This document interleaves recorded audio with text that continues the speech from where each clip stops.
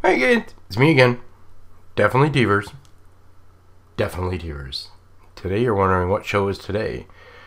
Well, we're continuing the life story, and you need to know a little bit more about me before I continue on. So today, a little bit more about just me.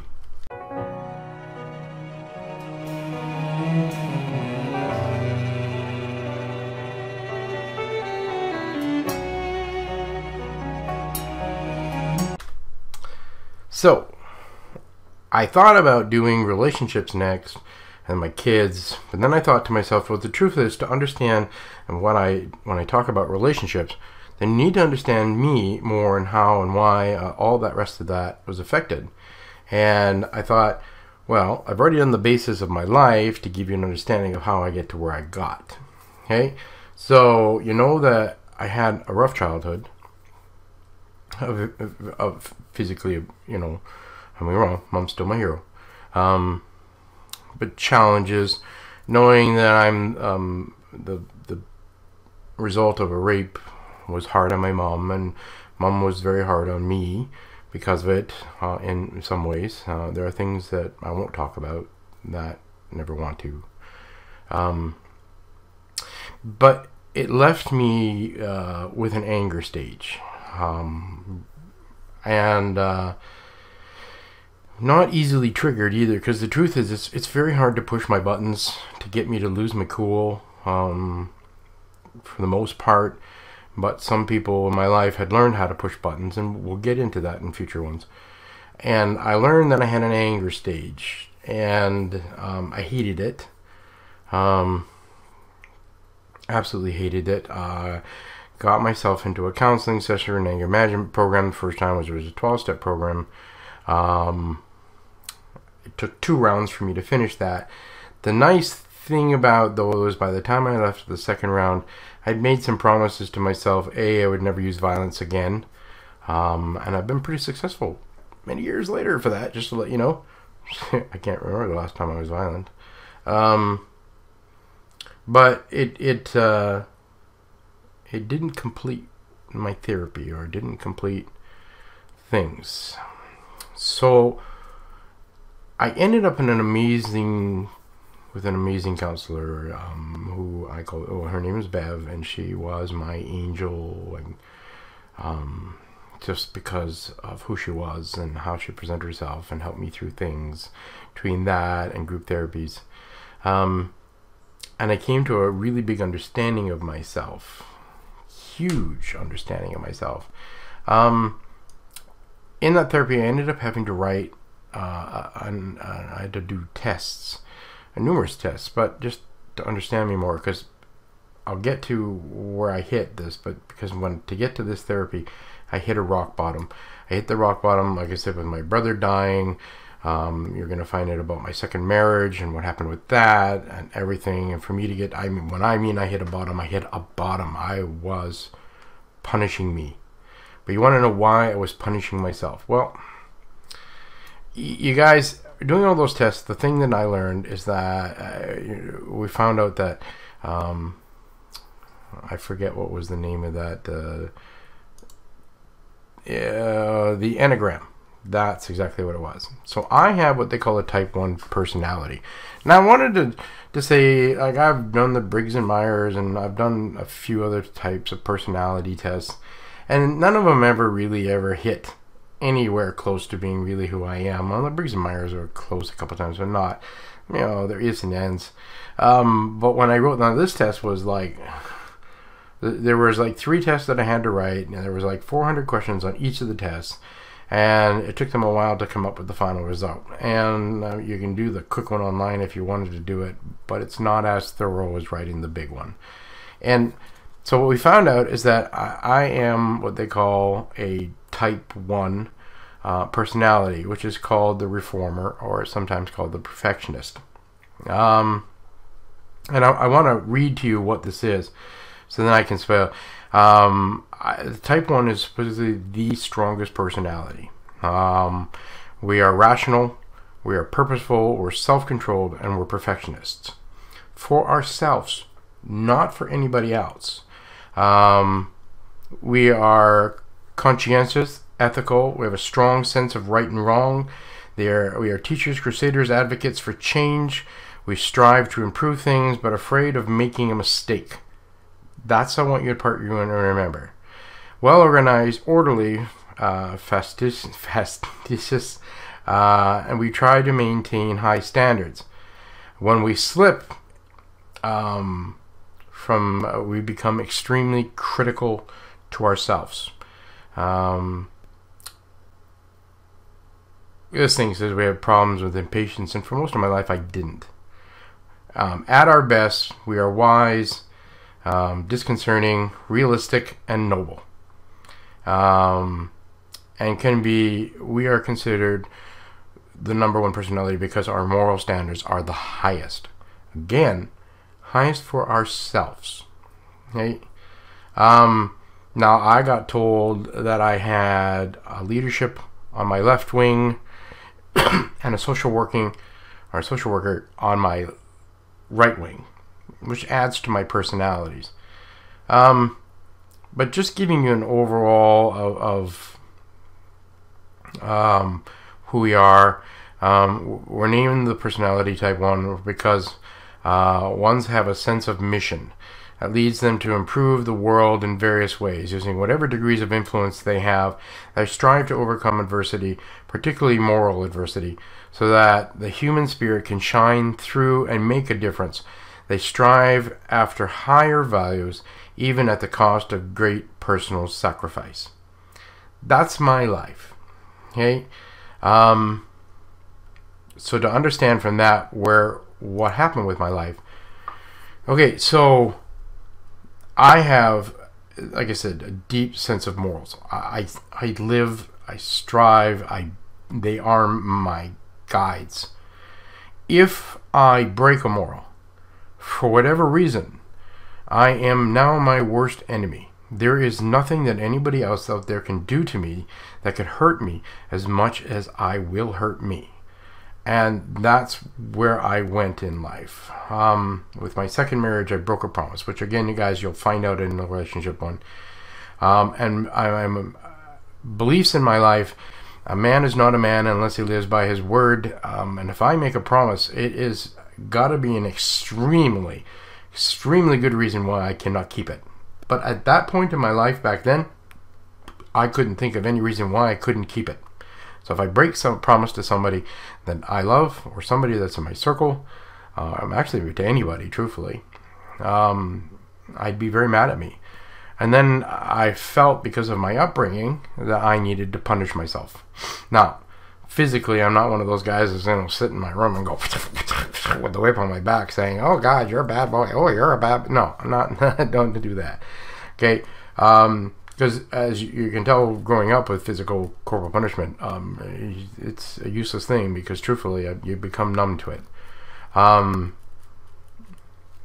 I would punish myself in many other ways. I would do things like I would get into relationships that you knew right at the start were bad for you, but you felt this is what you deserved. It was a punishment, and you would take it. And then with my brother dying, I felt like I was failing him. I had failed him. And as you watched in The Sibling, that was the knife in the back, or whatever you want to call it, that just pushed me into the rock bottom with everything else that had gone in my life. And there is more stories to come in my children's and my relationships that you'll understand. But the reason we needed to do today was to understand why I reacted when I get to those stories. And it was very important for me to do that. Now, I spent 2 years in therapy. Again, with Bev, with the team, with groups. Best thing I could ever have done in my life. Cognitive behavior training therapy. Learning the signs, the road signs, to understand. Because if you've ever dug yourself out of that hole, you never ever want to go back into that hole ever again, because it's horrible. And I always like to tell people that, you know, when I went to go, and you know, some people consider when you're doing therapy as mountain climbing. Well, when I started doing the mountain climbing, I was looking at a mountain that was about 6 times higher than Mount Teverz, in my opinion. And the funny part is that when I got to the top of that mountain, I looked down and I was standing on a rolling hill. And that what I had, all the things that I needed to work through in my life, wasn't as bad as I thought. It's just that when you're in that moment, it's hard to see past what is positive, what is good. It's hard to see those things because you're so much stuck in that negativity. And being a type 1 personality, remember, you are punishing yourself the worst. So here I am trying to climb up of that thing, and I remember the day, exactly the day I hit the top of that hill. It was the day of recognition. And I was in therapy, and it just dawned on me that everything in my life was my fault.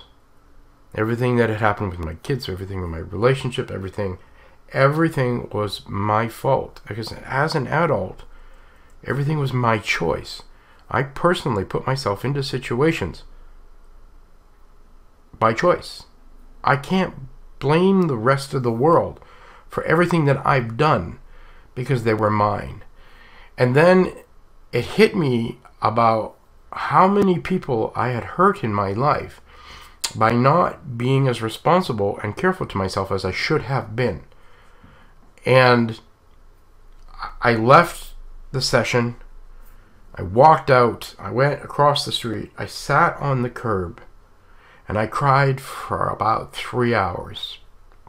Because a type 1 personality never wants to hurt anybody else, ever.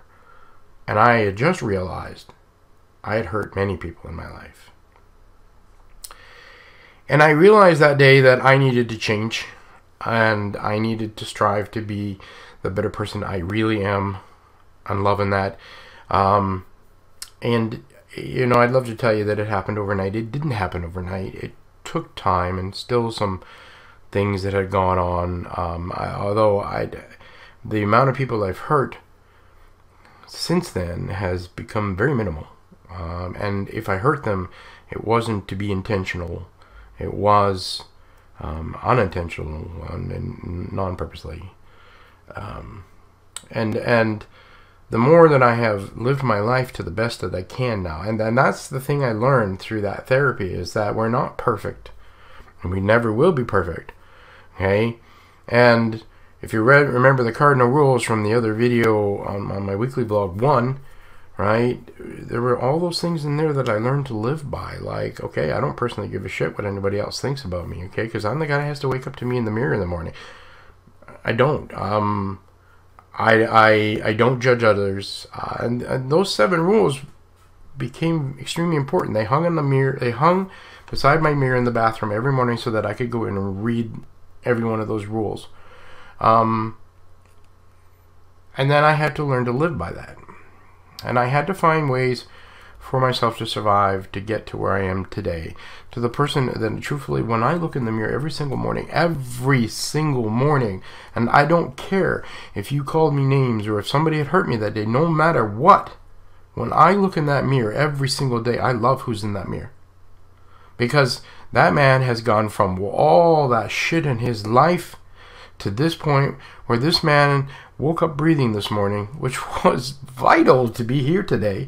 But I have so much love in my life. I mean, you know, maybe I don't have the huge family, maybe I don't have the 600 friends, but the people that I have in my life appreciate who I am, love me for who I am, and I'm so blessed by that. And that's something that I had to learn. So remember those 2 rules. Every morning you guys wake up. A, you're breathing.